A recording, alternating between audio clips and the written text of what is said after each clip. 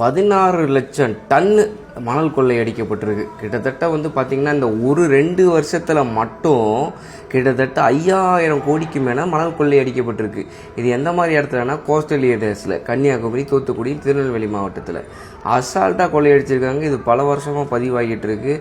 ஆனால் பெரிய லெவலில் நம்மக்கிட்டேருந்து ஒரு பெரிய ஒரு கம்ப்ளைண்ட்டோ ஒரு தீர்ப்போ வரல. காரணம்னா நம்மளோட இடி வந்து இது பண்ணியிருக்காங்க, சிபிஐ விசாரணை நடத்தியிருக்காங்க. இது எந்த மாதிரியான இது பண்ணுவாங்கன்னா சேட்டலைட் இமேஜஸ் மூலிமா பண்ணுவாங்க.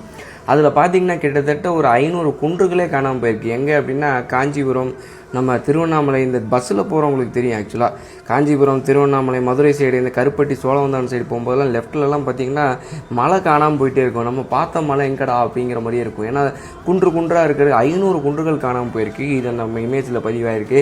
ட்ரோன் மூலிமா பார்க்கும்போது ஹாஃப் கட்டு அந்த மலைகள்லாம் அந்த மாதிரி கண்ணுக்கு தெரிஞ்சிருக்கு. கிட்டத்தட்ட பார்த்திங்கன்னா இத்தனை 16 லட்சம் டன் அடிச்சிருக்கிறானுங்கள. ஆனால் கிட்டத்தட்ட ஒரு 3 லட்சம் டன்னு தான் நமக்கு பதிவே ஆகிருக்கு.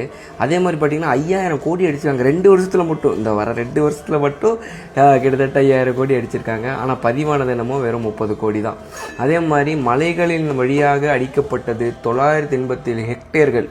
ஆனால் வெறும் 30 ஹெக்டேர் தான் பதிவாயிருக்குது. ஸோ இவ்வளோ தான் ப்ரூவ் பண்ண முடியுது. அஃபீஷியலாகவே சிபிஐ விசாரணையே இவ்வளோ தான் ப்ரூவ் பண்ண முடியுது அப்படிங்கிறது தான். இதனால் சென்ட்ரல் கவர்மெண்ட் எந்த ஆக்ஷனும் இப்போ வரைக்கும் எடுக்கலை. அதே மாதிரி இவங்களும் அல்லல்ல குறையாத சாராயத்தை வருது நக்கினே குடிக்கிறாங்க மாதிரி கேப் இல்லாமல் வச்சு எவ்வளோ முடியுமோ அவ்வளோ கொள்ளையடிச்சிருக்காங்க. இது ஒரு டீகேடில் மட்டும், டீகேட்னா 10 வருஷத்தில் மட்டும் 20,000 கோடிக்கு அடிச்சிருக்கிறாங்க பணத்தை. அவ்வளோ பணம் சம்பாதிச்சிருக்காங்க ப்ளூ மெட்டலில் மட்டும். ஸோ இப்படியே போச்சு அப்படின்னா ஃப்யூச்சர் ஜென்ரேஷனுக்கு மணல்களோ குன்றுகளோ இருக்காது, ஹீட் வேவ்ஸ் அதிகமாக ப்ரொடியூஸ் ஆகும். ஸோ இந்த மாதிரி விஷயத்துக்கெல்லாம் எதிராக நிற்குது நம்ம தமிழக வெற்றி கழகம். ஸோ இன்னும் 15 நாள் தான் இருக்குது.